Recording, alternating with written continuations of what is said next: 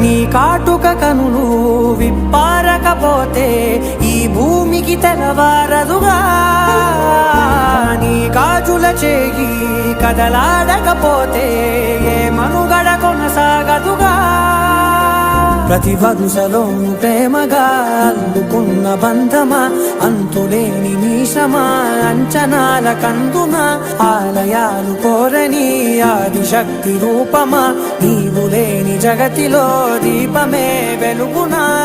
నీదగులాలనలో ప్రియమగు పాలనలో ప్రతి ఒక్క మగవాడు పసివాడేగా.